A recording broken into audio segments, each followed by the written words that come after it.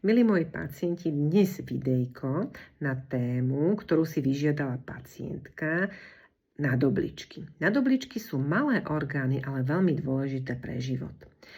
Tieto orgány, nádobličky, sa nachádzajú nad obličkami a ich funkciou je produkcia hormónov, ktoré regulujú v tele metabolizmus. To znamená metabolizmus cukrov, jónov, krvný tlak ovplyvňujú nádobličky.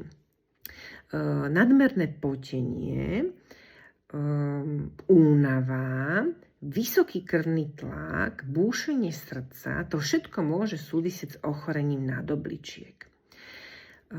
Diagnostika sa robí pomocou kompletného laboratórneho rozboru krvi, kde sa pozeráme aj na všetky dôležité jóny v tele.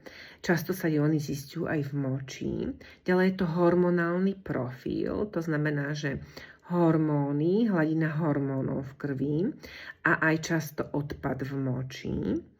A ďalej sú to zobrazovacie techniky, ako napríklad sonografia, keď je tam už nejaké podozrenie, tak sa posiela na CT alebo magnetickú rezonanciu.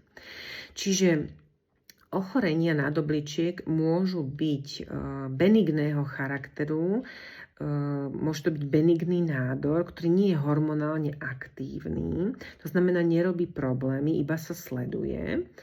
Ale môžu byť aj nádory, ktoré sú hormonálne aktívne, napríklad feochromocytóm, ktorý spôsobuje také záchvatovité zvýšenie tlaku s búšením srdca, začervenaním v tvári.